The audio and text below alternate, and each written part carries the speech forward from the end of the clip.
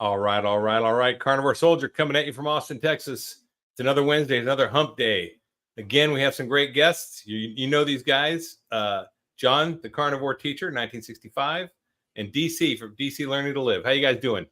Doing great. How you doing, Larry? Yeah, doing great. Good. Man, I'm doing awesome. Like, we're steamrolling into this KetoCon. It seems like it was so far away for so long. And now it's what, next weekend? Not this one, but the weekend after? I think so, right? I think so. Yep. Yeah, it's just right around the corner. So it's pretty exciting. I just got the email. I know you did. We were talking about this, John, of the schedule. Yeah, I like it. And they're starting Friday morning at like 8:30 or so. That's pretty exciting. So welcome, guys. We got some people already popping in. We have Tracy here. Let's see who we got. If you're coming on, go ahead and drop a comment in there. Say hi. Tell us where you're watching from. If you got any questions, please go ahead and put the QQQ in there. So, John, you were talking about doing a DEXA scan at the KetoCon. KetoCon. Yeah. Can you tell us a little bit about a DEXA scan and what it's for? And what? Boy, I wish I preprered for this question. I don't know that much about a DEXA scan. Well, I'll give you my understanding of a DEXA scan. Never had one before, and they're offering this at KetoCon. They have a machine or several machines, and they have these calendars and schedules, so you can find an open spot if you're signed up to go to this conference. And I found a spot, and I signed up, and I paid for it, and it was pretty affordable. And I had to fill out my whole little questionnaire with my health questions and answers and everything. And I'm ready to go. It's a 15-minute thing. And you lie in this, I don't know if you lie or sit or whatever, because I don't know how it works, but basically it scans your body for bone density, muscle density. And so you're looking at your percentage of your fat versus your muscle. I know my sister-in-law had one done for her bone density because they found out she has osteoporosis, and they found out through a DEXA scan. So this one, I'm sure they're going to focus more on our body fat and muscle composition. So it's kind of nice to have that knowledge, to have that information when I'm going forward in my health journey. So that's my knowledge. DC, do you know anything else about a DEXA scan that I don't? No, that's pretty much it. That's pretty much it. You just find out, like you said, bone density, and density of muscle tissue and body composition, that sort of stuff. So it can be useful, it can be very useful. Absolutely. Like you said, your sister-in-law finished, she had osteoporosis, things like that. And it'll tell you the age of your bone structure as well. Some people have older skeleton, especially like vegans. You'll find that I did a DEXA scan with some young vegans years and years ago, and the average, they had bone density of a 60-year-old. Ooh. What does that tell you? Yeah. I know it's helpful for people to do one. People who are obese, who are trying to lose weight, and they're just starting a health journey. They have all these goals to set. Maybe you want to gain muscle mass. Then you do another one in a year or 2 years. You compare your numbers, and you set goals that way. So it's also can be used as a tool for goal setting. So it's a baseline. You get a baseline, and then you can see where you changed it. Yeah, I'm used to doing that. So I also saw at Hack Your Health, and I don't know if I'm going to do this. They said, bring your bathing suit. I was going to ask you. You can do a deep plunge and the cold plunge. I'm like, bringing mine. I'm going to bring mine. I'll bring it. I don't know if I'll do it. I've done cold plunges. I've done them before, Have you? Yeah. Yeah, that's a great thing to do. I think you should do it regularly as well. I agree, but what do you think? Can you get a similar benefit just from doing a cold shower? Definitely. Makes a difference. Not as much. I don't know, because it's not going to be as effective. Yeah. It's not going to be as effective, but it's the next best thing. Like, but you get benefit, right? Cold plunges, they're pretty expensive. Are they? If you get those, you can get like cold saunas, you get like hot sauna spas, and you go from cold spas, contrast baths. Exactly. Yeah, it's for hormesis, and it's the body. Stress. Anytime there's stress on the body responds to that stress. Yeah, so for every action, there's an equal and opposite reaction. It's really healthy to do those. I do cold therapy and heat therapy. Yeah. It's the best that you can do it. The best that you have, well, like with the stuff that you have available, you know, like Right. a cold bath or a cold shower will do, you know, Similar. on a regular basis is going to be more effective than just doing it like once a month or every 6 months or so in a cold bath. But, you know, those ice plunges, some of them are pretty expensive. So, you know, for average people, it's kind of, you know, it's too much of an expense to do on a regular basis. You know, you have to buy a lot of ice. Yeah, a lot of ice. I had a neighbor who did a lot of distance running. When she did her long distance, she would get like one of those 55-gallon drums and just fill it with ice and water. Just get bags of, you know, 20-pound bags of ice and water and jump in there and cold plunge after her runs. And I'm sure it helps with your inflammation. I'm sure it does. And other things. It does. Yeah, it helps with inflammation. It helps, which helps with recovery because you're getting rid of the inflammation. But it also stimulates your lymphatic system. It also stimulates your hormone production, like your cholesterol as well. So you have quite a good like immune response to like for these conditions as well. Yeah, and you can do the same with heat. So sauna. Like, sauna. You like the Europeans, they have a sauna. They spend hours in a hot sauna and then go outside and jump in the snow. Yeah, they do the same thing in Japan. They have the onsens. Onsens are hot springs, and they'll sit in there. They used to be before Western medicine. They used to call it onsens a place of healing because of the natural minerals that you get in the hot spring water, like electrolytes and other things. You just soak your body in, and your body absorbs through your skin. But it also, with heat therapy like that, because you're sweating, you're also getting rid of deuterium. Okay, sweat is another good way, which is why exercise is so good as well, because you're getting deuterium out of the body. Yeah, and I don't sweat like I used to when I exercise. I don't know about you guys. I just don't sweat as much. I do in the summer here. It's hot as hell and humid here in South Florida, so I sweat constantly in the summer. If I go hiking, I will. Yes, but heat therapy like that is really good, and you can do the same.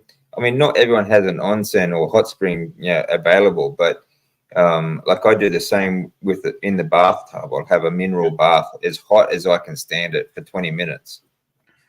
You know, and it's great. It really is good for the body. Yeah, great for relaxation too. Before it helps you sleep as well. And great for recovery. I heard that if you have trouble sleeping, there's like 27 things you could do to improve your sleep, and one of them is to take a really hot shower or a hot bath. And with mineral salts, it's really good. You're getting those electrolytes sort of absorbed into the body. You get deuterium. Epsom salts. You can do Epsom salt bath. Does that work? Yeah, like magnesium bath. Yeah. That's what I usually do.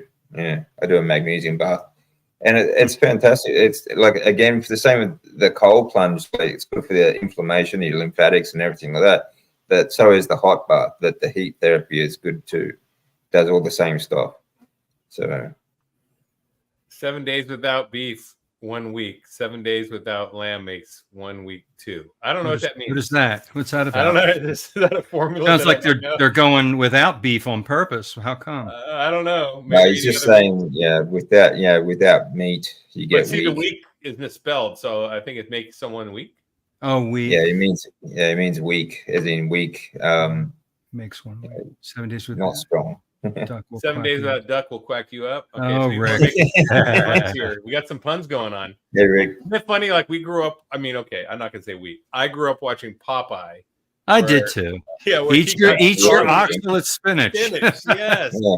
That's the only way he got strong. Your tin spinach. With smoking the pipe, right? He always had the. Yes. Tobacco and spinach, man. The role models we had as kids. Right. Yeah, it's crazy, isn't it? Oh, wow. It is. Let's see. Aid Larson. I like duck. Khaki Campbell Muscovy, which is not a duck. Okay. I don't know. Okay, I sweat all day here in hell. Charger Mopar's down in Houston. Rick, don't you have air conditioning? You should have air conditioning in Miami. I mean, come on. Especially with these coming months. He may or may not, because if anything, because of the humidity, you're going to get mold in the house and mildew, and got to have air conditioning just to keep that out. That's what's amazing that, you think about. I mean, I remember growing up as a smaller kid, when stores actually had signs that said air conditioned, and not Oh, I every store remember that. was, Yeah. right. And then Yeah. you'd go into the store, especially like the Woolworths, to get Yeah. air conditioning, right? Like, ah, Because it felt good when you went in. yeah. And in Florida, like when I went to Disney World, same thing. We'd be out in the heat and just walk into a store to cool off. Right. And but think about people that lived in Texas and New Mexico and Florida Years back in the ago. 40s Yeah. and 50s when there's no air conditioning. That was not something. They had all jalousie windows and they opened everything up wide and attic fans. Yeah, You had an attic fan. When I lived in Louisiana, I lived in a house with an attic fan. We just opened our windows in the evening and turned the fan on, and the wind would blow over your bed and up to the attic all night long. It was like a breeze. Yeah. Got to have air movement if you don't have air conditioning. Yeah, and we had that, but we didn't have air conditioning. So cold shower temperatures are 50 to 60 degrees, so a 10 to 20 degree variance from a cold plunge. Yeah, except for my water will never get to 50 or 60. It might in the winter, and it might even get colder. But in the summer, I don't know. I don't get cold water here. I mean, I don't think I get really cold water. I think it'll be winter get that cold, like 70s. But like I said, like most people just don't have that stuff available. So a cold shower is the next best thing, and it will do just on a regular basis, it will do just as good as you'll get a benefit, right? Yeah. And then is the process for that? You take the hot shower and then turn it cold, like dial it colder and colder and colder until it's fully cold and stand there for like how long? That's what I do too. So you get the contrast. Yeah, right you get the contrast in the shower. Yeah. Take a shower and shower up when it's warm, and then stand there and do your cold plunge. Turn that knob real fast. How do you? How long do you do the cold in the shower? Well, I do. Like I usually do the cold after what I like to do, I would do 20 minutes in a hot magnesium bath. So like 20 minutes, you just soak for as hot as you can stand it, and then straight into a cold shower because you're kind of lightheaded afterwards, and you just stand under the cold for at least 5 minutes afterwards, and that contrast is so unbelievably relaxing for your body as well. Everything just relaxes, so it's great before bed. So you have a really deep sleep. It's great after fasting actually, but like last week I did a 40-hour fast, then I broke it. Well, it helps you sleep through a fast as well, because sometimes you get hungry, you can't sleep. But if you're totally relaxed like that, do a hot bath and then cold shower, you just sleep straight through. Like I slept 12 hours, I think, that night. So. I just did 40-hour fast and just broke it today.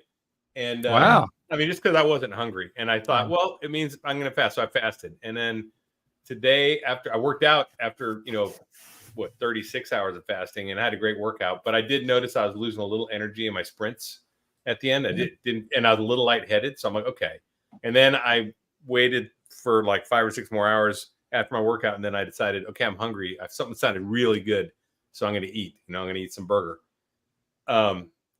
So yeah, but last night, okay, sometimes when I do have a fast, I can't sleep in the middle of the night. My mind is racing. I wake up in the middle of the night and my mind's just going. And it's like, I just don't know how to stop it. You know what I'm saying? I mean, it was like 3 a.m. and I woke up and I was like, all right, I'm wide awake. But your cortisol is elevated during a longer term fast. And then that gives keeps, I've done longer term fast too, 36, 42. And I don't sleep as well. And I'm all right with that because I don't do it that often. Yeah, but, that's to be expected. Okay. Yeah. If you do a heat cold treatment before bed, like while you're fasting, I guarantee you'll probably sleep. done that. Yeah. Absolutely. Yeah, that'll certainly help. And now, do you ever fast at all still, DC, or? Yeah, I did last week. Last week I did a 40-hour fast. Okay. I broke it with a deadlift workout. Yeah, that's kind of funny. Yeah, so I nearly passed out 3 times. Yeah. But after that, like I was saying, like I did a hot cold treatment, and like I was really hungry. The only reason I fasted though is because I spent all week. I didn't feel like eating. I just wasn't hungry. So then I forced myself to eat a couple more days, and then I fasted for 40 hours, and then I broke it by. I did the deadlift workout, and then I did a hot cold treatment. Then after that, I was really hungry, so I just went back into my normal diet again. Yeah, so I'm starting every workout now with farmer's walks, where I'm doing, and then just to warm up, plus it's good to build my grip strength, and Yeah. And it's just I overall, love farmer tools. yeah, it's an overall body build. And then I'm also doing at each end when I stop, I'm doing well, in the Army, we call it a Haji squat, where you squat all the way down, like completely down, where your butt's almost touching your ankles and your feet are flat, and just getting a good stretch in the morning, and then my flexibility. At 58, I'm feeling pretty good that I can just do a Haji squat. Yeah, that's good. Pop up. Yeah. And it makes a big difference. Those when I did them today, I could tell I was getting a little bit dizzy, just a little bit on my walk. I was like, okay, I'm starting to feel the lack of, where I'm just like tapping into reserves I'm not normally tapping into, I think. Yeah. And then my exercises, though, I did lift really heavy. I was having no problem with strength, no problem. It's just the reps after my third or fourth set got increasingly hard. And then you had no glycogen. You were using all ketones, which is steady. That's great, though, right? Yeah, it is great. It is great. And then the sprints at the end. Oh my! I had to dig in the last one. I really did. I was like, I felt like quitting. I'm like, I'm not going to do it. And I'm like, what? I've already done all this work. Why am I not going to do the last set? Right? I mean, yeah. So I did it, and I was like, okay, I'm glad I did it, but I'm glad it's done. And then I went to the grocery store right after I worked out, and I was like walking around like in a daze, just And that was weird too, because I'd finished. I'm still fasting at that point. And I'm not even hungry for any of the food. I'm buying food for my son because that is amazing that you don't. I noticed that I'm hungry up until the 24-hour mark. Like, it's kind of hard. Mm-hmm. Once I hit 24 and I pass 24 hours, I don't think about food anymore, and I'm not hungry. It's amazing. Yeah, I was in the grocery store not thinking about food. I was thinking, what I was thinking was like, what am I going to make Colton for snack? What am I going to make him for lunch? And what do I need to get? What's going to be for dinner? I'm going to get a couple different things, and I just went and bought some things. Ingredients that I don't buy for myself, Yeah. So anyway, got him some of that, but it was it's an amazing feeling to not, when you're on a fast, to not be hungry and not think of food. Like you said, you just don't think of it. It gives you a different perspective too. You get in another. You think about food differently. You think about life differently when you're fasting. I mean, I understand why in so many religions for thousands and thousands of years, fasting was a major tool to get yourself back centered and focused on what's really important. We really do tend to focus on food a lot in our world, and even us carnivores, fasting I is find so good. People still obsess about food, don't they? Like, it's habit. We've been doing it all our lives. Yeah, just it's become such a social event too to have food and parties and things like that as well. It is. I'm taking a friend out for her 63rd birthday party. Just the dearest, closest friend I've known for years. And of course, what are we going to do? We're going to meet out at Big Bear Brewing Company. We're going to meet at this restaurant in Coral Springs, and we're all going to, here's the card, the gift, and then I'm going to order a steak. No seed oils, whatever they're all going to. But it's always around food. Whenever there's a gathering, it always has to be around food. Yeah, that's our culture, I guess. You don't say, let's go meet at that park bench over there. Yeah, you're meeting at a restaurant, at a house where there's a lot of it. I think it's taken away a lot of skills from people too, because they don't have to rely on conversation. They don't have to think either. They can just they've got food to fall back on. Oh, let's eat, let's drink. Yeah, it's lazy. I mean, I wonder when you think about like back in I was just talking earlier about, living in the Midwest or in the South without air conditioning, but now think about a century ago when there's no TV, maybe even beyond that, there's no radio.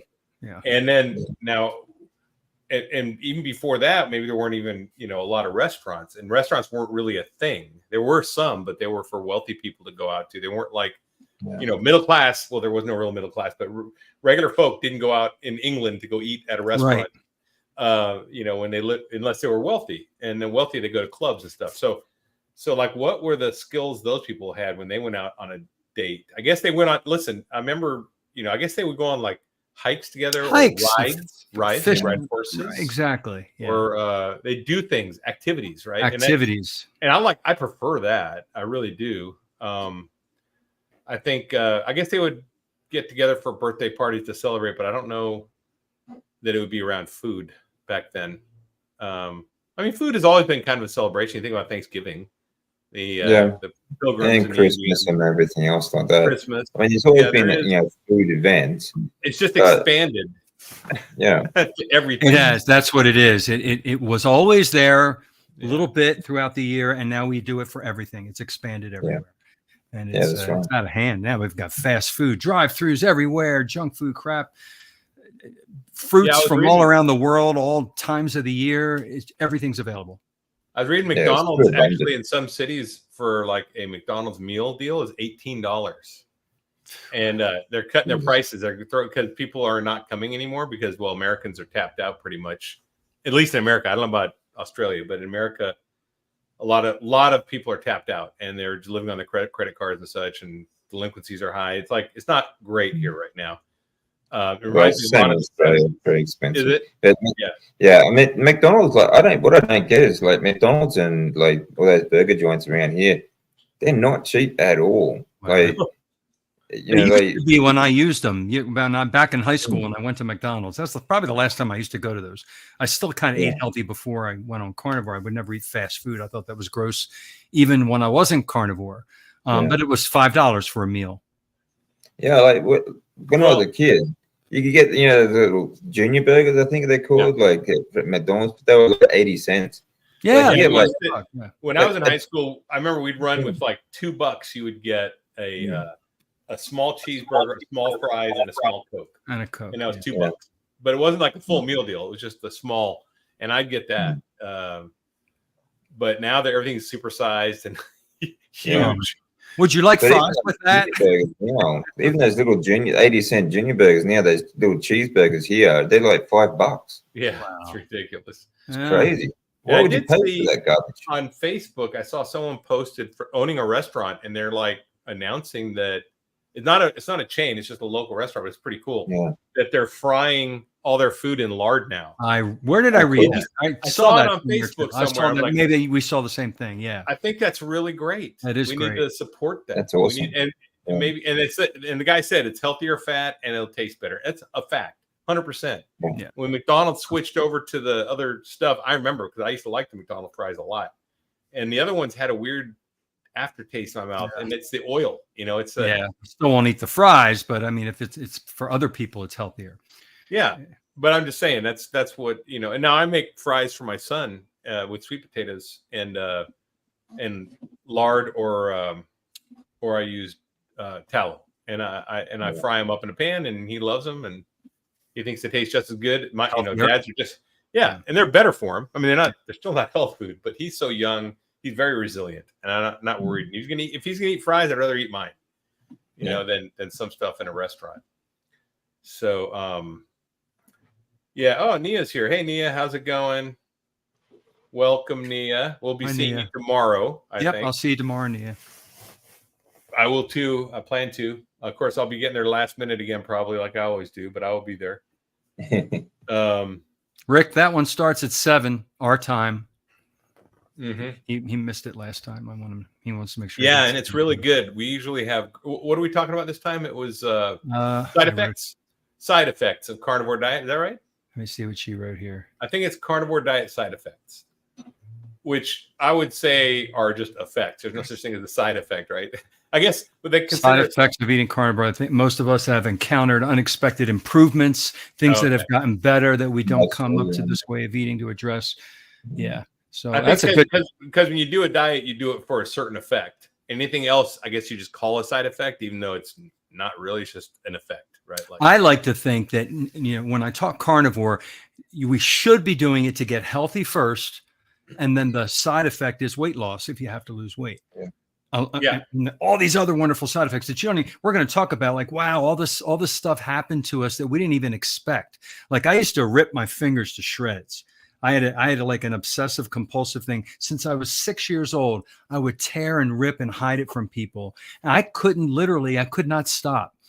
It was like a nervous habit that I always had and I did it all the way up until 5 years ago. I would hide it. And I was just one of those people that bit his nails. My teeth were worn down. The dentist thought I ground my teeth, and I didn't grind. I was ripping my nails. And when I went And when I got the carbs and sugar and seed oil out, keto, then ketovore, then carnivore, I didn't even think about it. I wasn't making this a goal. I just noticed I don't do that anymore. It just went away. Yeah. So like that's one of the side effects. There's all these like people have all these amazing stories, things that happen to them that they didn't even think about when they cleaned up their diet. And that's like one of the my ones allergies going away with one. I just never expected There you it. go. I didn't think it was possible. I just thought allergies were something because I've had them my whole life. And I just thought that's just the way it is, you know. Yours was specifically. Did you ever get tested? Yeah, I got tested and I was allergic to freaking everything. Pine, freaking. I mean, they put all the needles in my back when I was in high school. And they're like, yeah, you're allergic to all kinds of stuff. So it depends on what season it is. And I'm like, so they were giving me allergy shots back then. And then I stopped that and started taking allergy pills. But I've always had allergy pills, always. And they went, everything's gone now. Yeah. And I've always had like amazing tissues and stuff. And I was blowing. And now the tissues are just sitting in the closet. And I've got allergy pills now. Every now and then, after it rains, I think mold will get me a little bit. And I'll get a little bit of sneezy, and then I might take a pill or I might not, but it goes away in like 15 minutes. Wow, whereas before it'd be an hour of blowing my nose. And that's a great side effect. Yeah. And it's just gone. And those pills are not cheap, man. That stuff's not cheap. Yeah. And they make you drowsy a lot of times. A lot of them have diphenhydramine and it's like, Oh yeah. And, so that obviously must be and the other thing is I can breathe through both nostrils, and I haven't been able to breathe through my left nostril normally for 20 years. Wow. Where I used to have to go to the doctor, and the doctor was like, well, do these breathe, close one nostril and breathe 5 times in and out in the shower and the switch. And I thought it was tied to my migraines. I was getting migraines too. Those are gone as well. So, but I mean, all these things, I was thinking it's probably all inflammation. It probably was, yeah. All the anti-nutrients. That was one thing I never thought about until, I don't know, maybe a few months into Carnivore, and someone mentioned they don't get headaches anymore. And then I realized, I haven't had one for ages either. And it's, it's incredible. And it's like you're talking about too with, John, with your habit with the nails. Yeah, Todd from Carnivore Cure too, he had gambling addiction. He had all sorts of other habits, tobacco and things like that. It's amazing. These are habits. They're just habits. But you just, for some reason, you don't. The brain, the ketones in the brain or something that fixes whatever's damaged in the brain. It's not new. We've known this. I mean, you don't want to do it anymore. People with addictions by making them fast. That's how they treated people. That's in sanitariums and such, right? I mean, we lost sight of all that. Now go to the doctor and get a pill. Go to the doctor and get a med. It's it's amazing how those ketones affect the brain, because I mean, if you've heard anything like Georgia Ede, and there's a few other people talking about, like psychiatrists talking about the carnivore effect on the brain and things like that. But ketones, producing more cholesterol, things like that, getting to the brain. It's just remarkable how much more clarity you get while you're on carnivore diet, while you're fat adapted. It's that's because the carnivore diet is a fasting mimicking diet, right? Now, this is the difference though. So like we and John and I were just talking about, and you've done this. We were just talking about our fast. When you go on a fast, it kind of supercharges that stuff because it's the same effects, but it's like it's more clarity than on a normal carnivore diet. You can tell there's a difference. There's a delta, and you can definitely see it. And then going back is still good, but you're still getting a lot of benefits. I think you just really sharpen the tip of the spear with that when you go into a fast every now and then. And I like to do it every now and then. And I just listen to my body. Nothing sounded good for dinner. I'm like, you know what? I'm not eating. And next morning, I'm like, I'm not hungry. And I just kept going. And that's the way I do it. I like to do an organic fast. I don't like to put it on the calendar and say, I'm going to fast from here to here and starve myself. And I'll be sitting there thinking, okay, I'll be thinking of food if I do that. I'll be thinking, man, I'm really hungry, but I'm just going to go get through this. Right. And I didn't. So that's the way you just do it when you just feel like it, when it's convenient. Take the opportunity when you're not hungry. It just happens. Yeah. And then by the next day, you just won't be hungry, I think. A lot of us are tied to the clock. All of our life, we've always eaten at 6 o'clock at night. And if you don't have it, you're going to think about it at 6 o'clock. And if you don't have it at 6, you just got to stay busy. And it's a habit. Yeah. And then here's Aid Larson talking about that. Yeah, it's a habit and addiction. and marketing. We're also programmed. Yes, we all are. our entertainment Marketing. to consume, right? It's all about money. They make money. Yeah, absolutely. Let's see. Raw burger last night and some fish today. Ooh, eating some raw burger, huh? Oh, the dog. Okay. I assume it's the dog. Dog. I used to eat raw burger when I was a kid, but I don't know. I've had, what did I have in a restaurant? It looked like raw hamburger meat, and it was tartare, something tartare. And I said, this is just raw hamburger meat. So, well, I'm going to trust this if I get sick, because I don't know if they wash their hands. They have or the grinding equipment. That's the thing. Exactly. I mean, you get raw steaks, one thing, the knife's clean, the table is clean. Well, that's easy to do. Yeah. I've had steak tartare before. What's that thinly sliced, really thin, and it's raw? What do they call that in a restaurant? It's like shaved. Oh, it's so good. I mean, I know the sushi. I can't think of the name of that. Yeah, that's really. Well, they call it tartare, but they, if you go, it depends on like some Japanese restaurants and sushi places will have raw beef and raw horse meat. Horse meat. Oh wow. Yeah. Carpaccio. Oh, carpaccio. Yes, carpaccio. There you go. Somebody, thank you. I knew someone would pop up with the name. Yeah, when I see that, I always order it. It's so good. Carpaccio. They have this thin sliced beef that you can boil too. I forget what you call it. They sell it at Costco. It's very thin sliced. It's Asian, and they usually put it in like a hot water. Chicken broth. Yeah, I put it in chicken broth and boil like it. Hot. Yeah, they do that in Japan. They call it shabu shabu. Shabu. That's what it is. Yeah, you can buy shabu shabu at Costco here in Texas. Believe it or not, I've done it, and I did. Everyone loved it. It's not a certain type of meat. It's not a certain type of meat or the way it's prepared or anything. It's just what they call shabu shabu is because when they cook in a big pot, like the family will sit around the table and they'll cook in a big crock pot and like just boil. It'll either be water with a bit of stock, and they'll fill it with veggies as well. Then they just dip the meat in, and because of the sound, they just call it shabu shabu. So you just dip it in, and then it's pretty much instantly cooks because it's so thin. And then just drag it out, and they'll dip it in some raw egg, and then eat it like that. Oh, I should do that. All right, I'm going to be making this. I got the shabu shabu, which is super thin slice, and I just put it in my crock pot with water and chicken broth.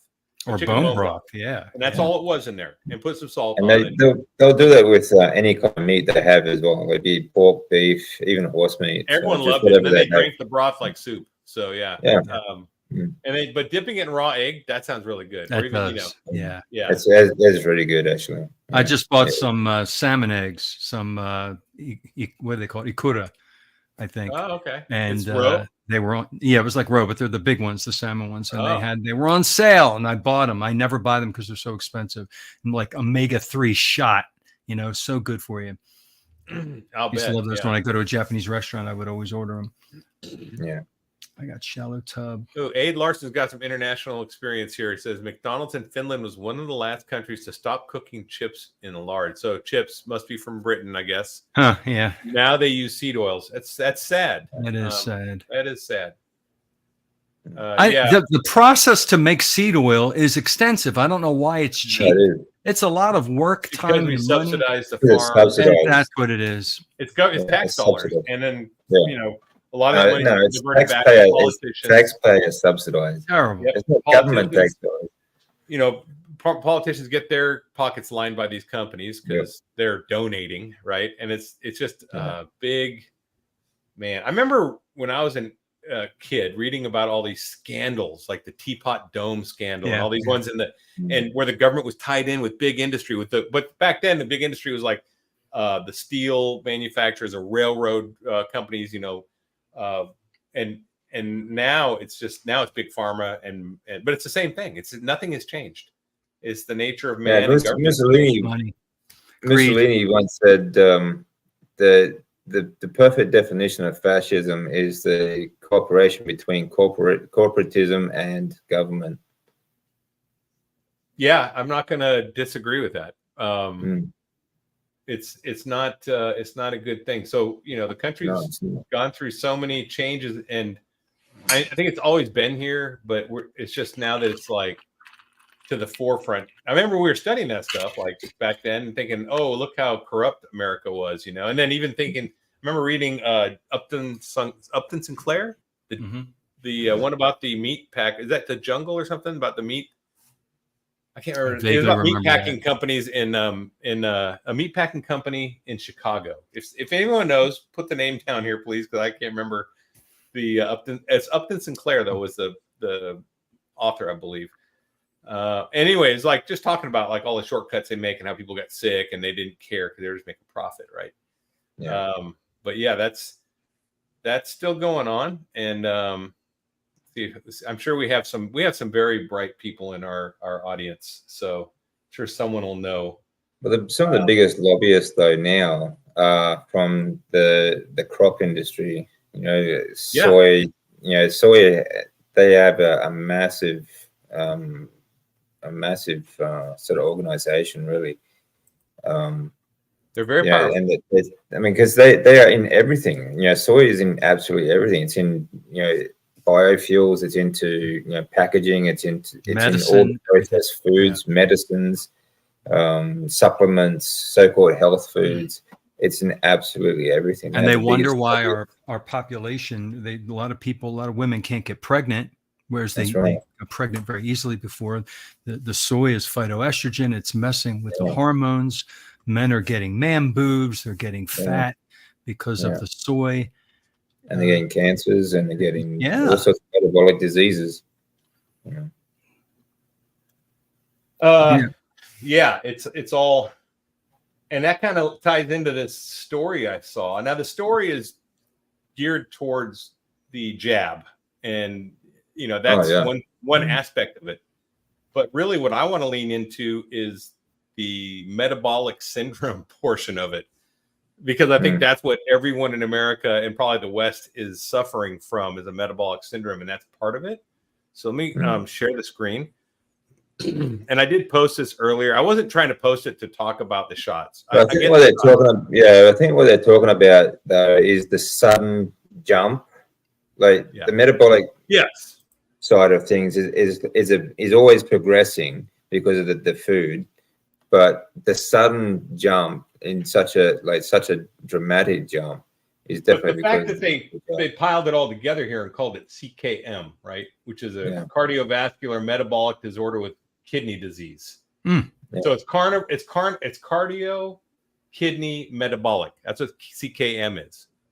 So if you didn't have the metabolic, guess what? I bet you'd have a lot less of the cardio kidney issue going on. But we know metabolism affects everything. But anyway, this is a huge jump. They're saying that 90% of Americans could be adversely affected by CKM diseases. I think it's 90%. I really do. Yeah, because skinny people are sick too. It's not. It hasn't. It is the jungle. So I was right. Remember, I said I thought it was the jungle. Yes, thank you, man. Yeah. Appreciate that. I knew someone would know. Yeah, there's Seco. There's what is it? TOFI. People who are thin on the outside. They look healthy, but they have fatty organs, and they're unhealthy on the inside, and their blood sugars are too high. Yeah. And the sprinting doctor, what's his name? He does those scans where he shows thin people that have marbled fat. They have the not subcutaneous, but they have the visceral fat throughout. Yeah. What's his name? The doctor that sprints. He's Amara. Sean O'Mara. The Irishman. But anyway, so this CKM, roughly 90% of Americans have CKM syndrome. Wow. That's astonishing. But I think that puts our country at risk. Like it does. It does. So in the military, I know they're having they're opening up the military for retirees to come back. Because they can't get. They're asking us to come back. They are. Yeah. They're like, hey, if you got kicked out because you didn't take the jab, or if you retired and you feel like you still have gas in the tank, we could use you. Wow. Because right now the quality of people coming in is so low. They're obese. Yeah. and they're not healthy. Man, yeah, Dr. Sean Amara. There we go. So people are talking about it is Sean Amara. And it has to do with the CKM. And really, the CK will go away if you take care of the M, I think. You know, and well, a lot of it will. But, you know, a lot of it, it's, you know, a lot of the stuff that was in these jabs, for example, the nanotechnology stuff that actually self-replicating and actually binding that are causing so many clots and all sorts of other problems as well. So there's a lot of stuff that's come out or already come out, but soon all this stuff is going through the courts in the next few years. How much damage they have done to people's bodies with these jabs, it's going to be irreparable. I know several people personally who died of turbo cancer. Of what cancer? Turbo cancer, like it's so aggressive, super aggressive cancer that came out of nowhere. Wow. Yeah, they started calling it turbo cancer after the jab because they call it a turbo cancer, but yeah. So because there's so many people, it's just been in like an accelerated form. It's just gone like a normal, like even like a blood cancer like mine has been accelerated dramatically. Like it might kill you depending on what level you're at, what stage you're at. It might usually take a year to kill you, sort of thing. It's killing people in less than a couple of months. 3 months is both cases. I know 3 months they were gone from completely healthy to dead in 3 months. Like, wow. And so they both had that. So I'm just saying, not, you know, of course it's not causation, it's correlation, but these are data points. And I think when there's enough data points out there, like you said, it's going to show and people are going to, and even one of them told me, she told me, it was my brother's, my sister-in-law's mother. And she told me that she thought it was the shot.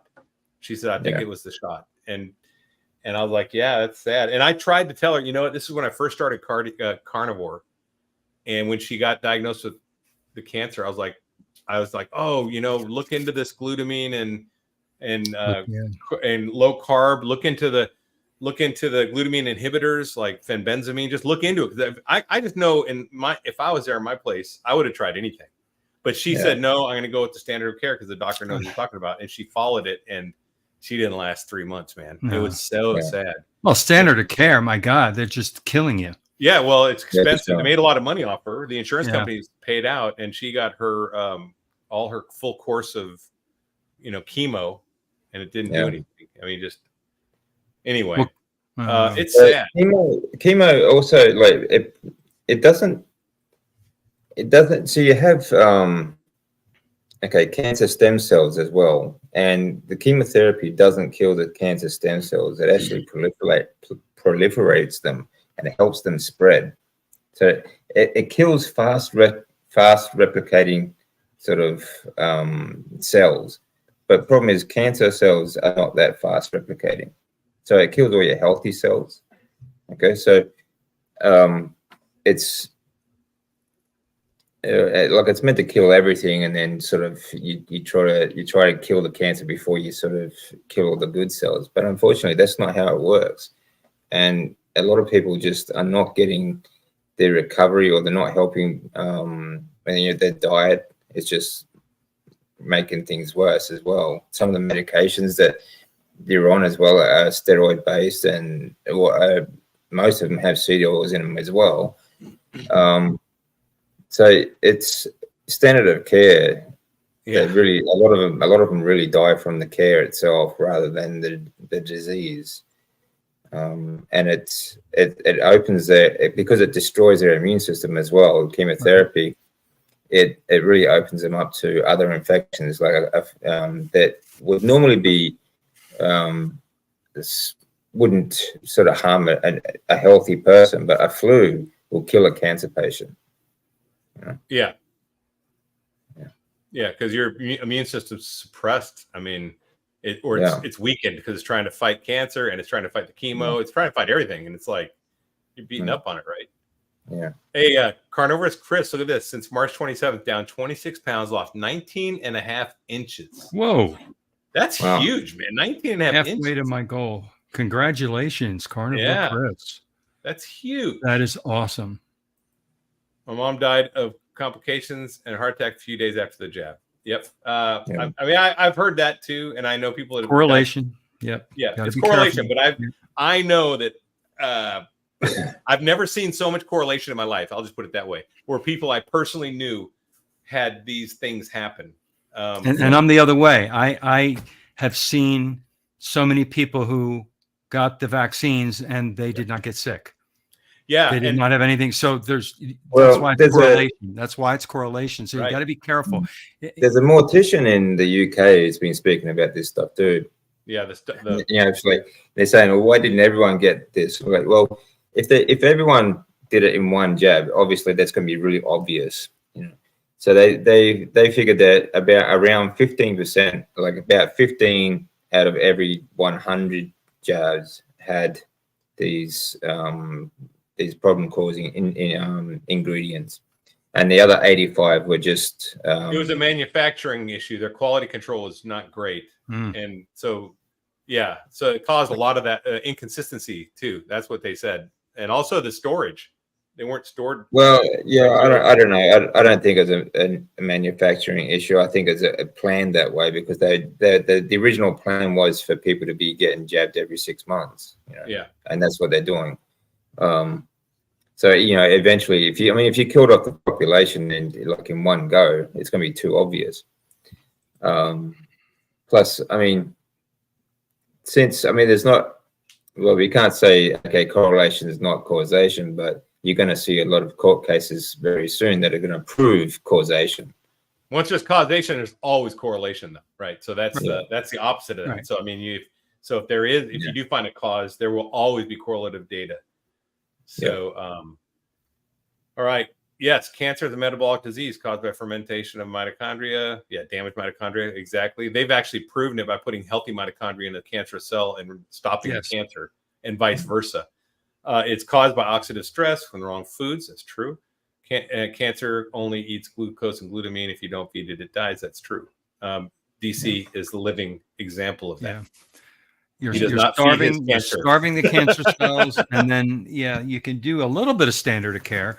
Dr. Seyfried, I watch a whole bunch of his videos. He's amazing, and he is amazing. Oh my gosh, I can watch his videos all day long. He's like our generation's Otto Warburg, right? Oh, yeah. He is. Yeah. Seyfried is brilliant, and a really nice guy to speak to. Actually, really nice guy.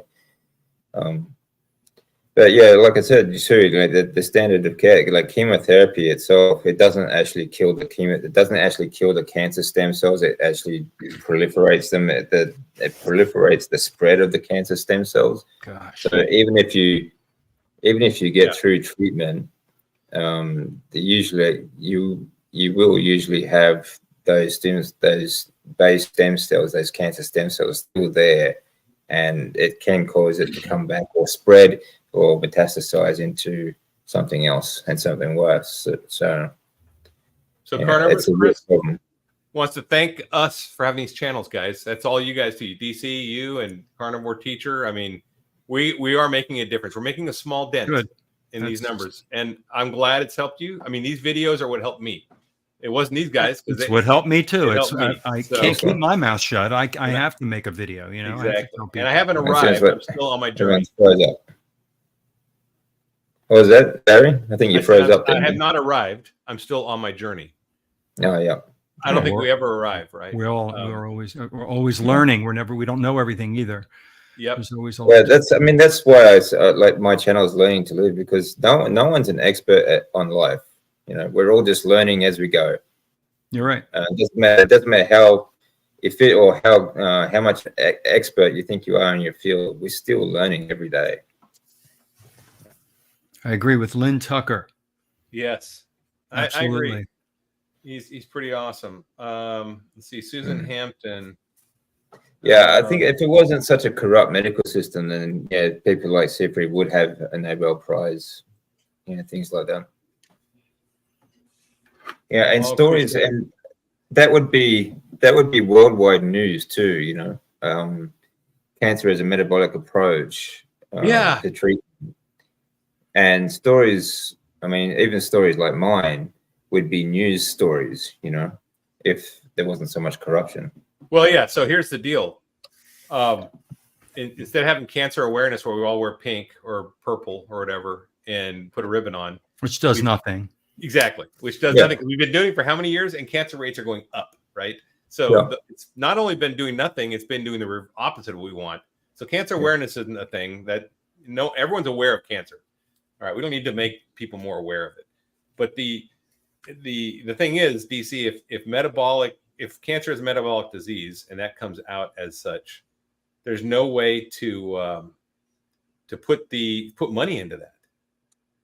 Well, they can't justify they really can't justify the research. I mean, there is, but not like billions of dollars. They are looking for, the pharmaceutical companies are looking for the drugs, these pills and drugs that will do what our diet does for us. I mean, they already have Ozempic, right? And they're looking for that. They're looking to make money off of that. And of course, it's not there now because it's free. All it is knowledge. Apply the knowledge. Cut the carbs, sugars, and seed oils. Go on a carnivore way of eating. It's the proper human diet. You're going to heal yourself. You won't. Your cancer can't eat. It has no food if you eat meat. Yeah. I mean, if, for example, like if they just told us, okay, like if we just eat healthy, eat clean food, there's no money in that. But the food industry, for one, because people are going to stop buying all that corporate made processed seed oil garbage food. Exactly. So they'll stop buying that. The restaurants will go out of business. And then, of course, they won't need the drugs. So they want a drug that they want to keep us on the junk food so that they can keep selling us the drugs. Well, it's that circle. You're right. Let's feed them the junk food so we can feed them the drugs. And then they can hire the attorneys to sue the pharmaceutical companies. And then they're going to make money. And then the lawsuits. And then it's just this continuous, ridiculous self-feeding circle here. Yeah, that's the thing. So if you really want to beat cancer, like Otto Warburg already beat cancer. He already has the cure pretty much, right? I mean, now you add the new modern techniques we have, some of the things they're doing, some of the standard of care does work, right? If you need it. I mean, because if it's advanced or whatever. Well, there's other things too, like what they're talking about,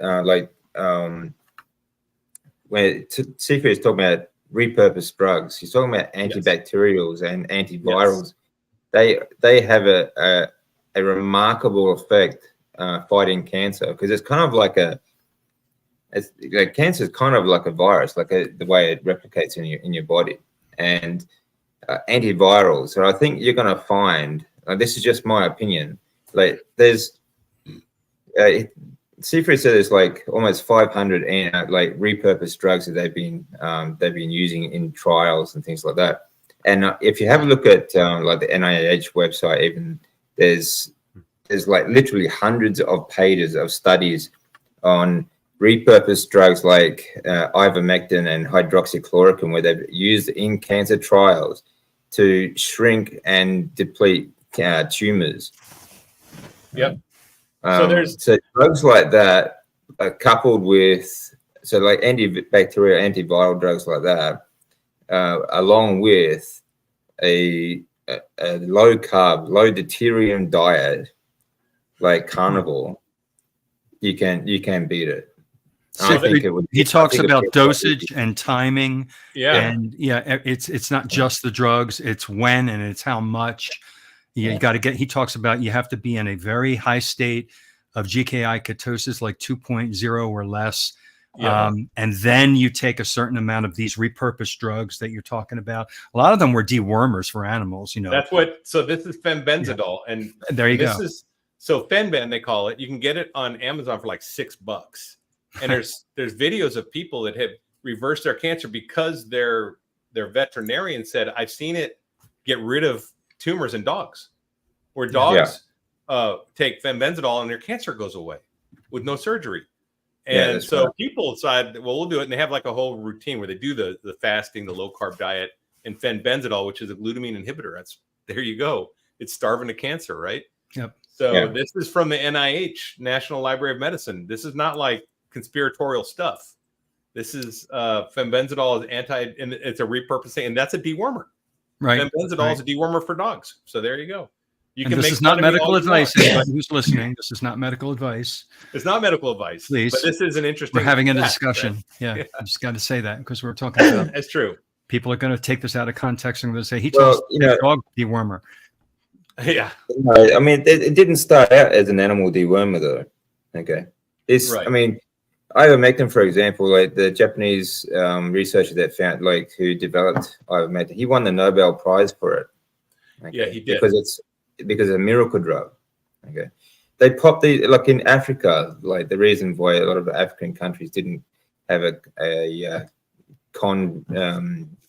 convert problem is because they pop this stuff like candy. And they also down there in India and Africa, they take a lot of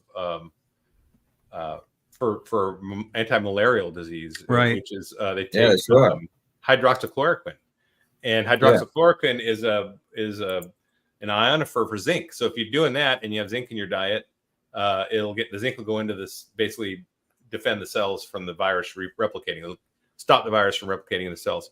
If you put zinc in a petri dish with any virus, this is the flu too. This is like all kinds of. Yeah. That's why they say take zinc. Yeah, exactly. Yeah, it just stops the replication. So, but the problem is zinc. You can't take enough zinc to get it into your cells. So that you need something to get through. I don't know. Well, you need something to help you absorb the absorption. So you need D3, which is a hormone produced from cholesterol, which they don't want you to know either. And which helps you absorb all the zinc and all these other antibacterials and that sort of stuff. But apart from just high cholesterol, you also need sunlight, because that's how your body reacts to the sunlight by producing more D3. That's when people say that they're carnivore and they use a high fat diet, but they're low in D's because they're not getting enough sunlight. Their body will produce it. Yeah, the body will produce the D3 for them. I learned that the oil in the D3 pills has been subjected to sunlight. That's why you're taking these pills. And instead of that, just go out into the sun if you can. Yeah, that's right. Your body will produce enough D3 as long as you give it a high fat diet, and a good mix of fats is always going to be better. But you also need a lot of sunlight. You don't need to be all day out in the sun. Like 10 minutes a day is all you really need. Like red light therapy, just go out in the sun for 10 minutes. That's what I do on a patio. I go out on the patio, take my shirt off, and have a cup of coffee or water, or hang out and just get some sun. Go ground a little bit too. And ground. I go barefoot. Yes. Yeah, you need to ground yourself as well. So Aunt Larson said the mitochondria are solar powered. Yeah, 100 years ago, dogs and cats didn't get cancer and metabolic chronic ailments. There are no kidney disease, diabetes, etc. Same as in humans. I wonder what the common link is. Yeah, there's a great documentary. We've talked about this before. The Evil Food Supply YouTube channel. They're great documentary on pet food, on the scandal. And that's why my dog is a carnivore now. And people are like, oh, you shouldn't feed him chicken because it has hormones. I'm like, you know what? That's something I'll take, because it's infinitely better than what he was eating. Oh, then kibble. Oh my god, I don't know why it's infinitely better, and he's super healthy. So I'm not worried about that. But here's the other thing: is you can look right now that dogs and wolves are so closely genetically matched that they can mate and have offspring. Right, that's pretty close. Dogs, the number one killer of dogs is cancer. Wolves don't get cancer typically. Isn't that interesting? Very rare, if it ever. Yeah, because the wolves are eating their species specific food out in the wild. That's right.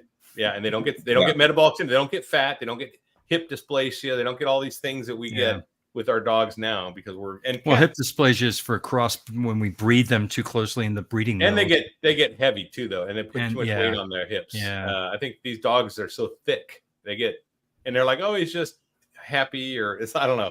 It hurts my heart when I see an overweight dog with an owner. It's like in my opinion, they're abusing this dog. With this diet. Yeah, they're killing it with love. Yeah, it's sad. And then I see it with kids too, though. Now I see parents doing it with kids. Oh yeah, giving them whatever they want. I've seen it. Yeah, it's sad. We have the knowledge now. We have the internet. We have access to all these things that you and I didn't know when we were younger. Right. We have all we had was an encyclopedia and go to a library. We have there's no excuse now for people to not know this information and to make changes to be a healthier, fit person. I mean, I went to my son's soccer tournament this last weekend. It was the last weekend of his seasons. They had a tournament, and I saw kids that were running like 70-year-old men. Oh like my gosh. barely shuffling their feet, and they couldn't run. It's like, oh my gosh, they were really, you could tell they were really overweight. They were like, and playing soccer. I'm like, oh man, that is At least so they're hard. playing soccer. Yeah, but it's not going to, they're not going to be able to counter what they're eating, obviously. Yeah. And their mom, you know, was actually, I heard this. If you play hard, I'll buy you a milkshake. Oh, I'll buy you, and she's going to get them all these reward system. That's probably how that the child reward was system. raised. If you're good, here's your treat. That's right. Yeah, it's bad stuff. Never mind. That's the thing too. Like that brings back, like, most people drink more carbs and poisons than they eat. It's easy to swallow it when it's a liquid. You get way more in your system. All that high. Yeah, I mean, there's a reason why these coffee houses like Starbucks are global now. You know, the milkshakes and everything that you get from McDonald's and all the rest of it, they're all just full of seed oils and sugar. Yeah. You know? Sugar. Yep, they're powdered too. They're a mix. Yeah. We got a question. How do you stop the cramps? I take Redmond salt and drink lots of water. Been carnivore for 8 weeks. Can you survive with just ground beef and ground bison? Well, why don't you start with this one, John, and then we'll go down to DC, and then I don't know where the cramps are. You're getting shoulder cramps, and I mean, a lot of times it's an electrolyte because you just started, and when you just start, your body you're flushing out your electrolytes at the beginning, and so you may get cramps. So at the beginning, I advise people to supplement with magnesium and potassium as well as sodium. But then you don't need that when later on, when your body gets fat adapted, like you and I don't supplement with barely any of that. I do take magnesium because I have AFib, but and I feel better on it. But a lot of people at the beginning, they're going to get that because that's what happens at the beginning. It will go away. Your body will adjust. Okay. How about you, DC? Yeah, much the same. Like if you're new into carnivore, you're going to have these problems because your body is flushing out a lot of liquids and a lot of other things, including your electrolytes. But there are some things that will help you with the cramps, okay, such as supplementing with magnesium, for example, but also increase your salt intake. I mean, have salt with everything. A good mineral salt. I drink salt water. I'll eat salt throughout the day, and I have a lot of salt, salt to taste on my meals. Another thing that helps is grounding. If you have calf cramps, for example, just being out on the wet grass, that really does help. I've tried this for myself, and I've heard this from other people. Grounding really does help very much for cramps. Another thing you could do is, like I was talking about heat therapy before, I have a magnesium bath as hot as I can stand it and just soak in that for 20 minutes. And then afterwards I'll have a cold shower. So like hot, cold therapy. But the hot therapy itself in a mineral bath, okay, because we used to get a lot of minerals from our water as well. Right. We used to get, our drinking water. You go to a stream, or some countries are lucky to have like hot springs, and onsens, things like that. That they just go and soak in because it's a healing bath. So that's something that I think people should do anyway. It's really good for your body, just to it helps you get rid of the toxins very quickly, and you absorb the minerals that your body needs as well. So that's another good way to do it. Yeah, I had the same. I took magnesium in the beginning only when I got cramps. I had powdered magnesium. It tasted awful, but it worked immediately. So if I woke up in the middle of the night with a cramp, I'd run and get some magnesium, go right back to bed, be fine. But now I don't take any magnesium at all. I just take salt in my food, and then I drink mineral water. It's sparkling a lot of times. I think also, in addition to having water that was in ponds and streams that had a lot of minerals in it, our ancestors also ate much more blood than we eat. Yeah, we drain blood. We drain it, and they probably ate a lot more with blood in it. And that has a lot of electrolytes. A lot of electrolytes. That's and Yeah. a lot of it's really good for you. So, and eggs, of course, eggs are really good with that stuff too. But the ground beef, yes, you can live on ground beef and ground bison, yes. But I would add, I would personally Add butter, and butter, Add more fat, because a lot of times that the ground bison's lean. Even if they add fat, it's lean. You need to add fat to that. So eggs. And butter. that's another, like, especially new carnivores don't understand. It's not the protein that you need to prioritize. It's the fat. Yep. Okay. High fat diet. You should be almost like double the fat intake that you're taking. We're so used to all our lives being fat phobic, low fat, low fat. And even when you start to do keto, if you're starting keto carnivore, you think you're adding, I'm going to add more butter. It's not enough. More. Yeah. We have to add a lot more than we're ever used to adding. I think I add like a tablespoon to every patty when I eat, pretty much. Yeah, or more. Of butter to every patty. Absolutely. And I eat multiple patties, so I'll get like 3 patties with 3 tablespoons of butter on it, and that's a good, that's the way I like it. Whatever grams of protein you are eating, you should double that in fat. 1 to 1 if possible. Yeah, because the fat's got more energy in it per gram. Yeah, that's right. Because when you're fat adapted, that means that the fat source, fat is the energy source. So a lot of cramps are due to that too. A lot of cramps are also due to under eating, especially when you're starting. I find a lot of carnivores that when they start carnivore, they're not eating enough food. Right. They undereat. They don't know how to eat. They're trying to eat the same meat portions as they did before, but you need to eat a lot more. Right. So a lot of I find, especially for newbies, is that they're just the cramps are generally just caused by not eating enough food, and not eating enough fat in particular. Yeah, fat is what you need to focus on. And again, it's not medical advice or dietary advice, just our experience. Our experience is that you need a lot of fat in this diet. And the principles laid out by doctors, if you follow them, they can give you the actual doctor advice, but we're just giving you the advice of our experience and what we've seen and learned. So I'm going to go ahead and drop you guys out because it's been over an hour now. Man, it flies by fast. A quick Wednesday night, man. But John, next week we're gonna see each other, man. It's gonna be pretty cool. Yeah, I think it's the week after. Yeah. Well, I was thinking when you said earlier, I'm like, wait a minute, next week. It's the next week. Yeah, it's the next week. It's the next week. So I'll see you one more time next Wednesday night if you. Next Wednesday we'll be here. Then I'll see you, and then we'll be going. But I mean, it's like right around the corner. Yeah, I can't wait. Excited. I'm excited to meet all the people that we've been on videos, because there's a lot of other people gonna be there too, right? Yeah. Christy from Meeting Wellness, right? Nia. And Nia. Yeah, Nia. And I don't know, is Ellie coming? I'm not sure if she's coming. I can't remember. But there's a lot of people. So many people I want to meet. Gary's going to be there. Yeah. I think. Do you know Casey Ruff? Dante. Casey's going to be there. Yeah, Dante Fregno Freedom, I believe. Oh yeah, So there's a lot of people. It's gonna be really great to meet up with these guys in person. So, and anyway, that's all I got, guys. I'm going to drop you guys off. I'm going to say goodbye. And if you stick around real quick, we'll talk. Okay.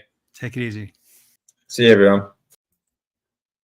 All right, guys. That was a great show. Thanks for joining us. We had a lot of crazy talk about a lot of crazy things, but it's all part of the carnivore journey in life and health. It's not just food. It's not just a diet. It's mental health. It's, it's politics. It's all this stuff rolled into one. It's pretty amazing. All these things affect us. So anyway, thanks for participating and watching. If you like this, please like and subscribe to this and follow the guys that joined me in this channel. That's Carnivore Teacher 1965, and that is the DC Learning to Live. Okay, thanks guys. We'll talk to you later. All I got to say is stay strong and overcome. Carnivore Soldier.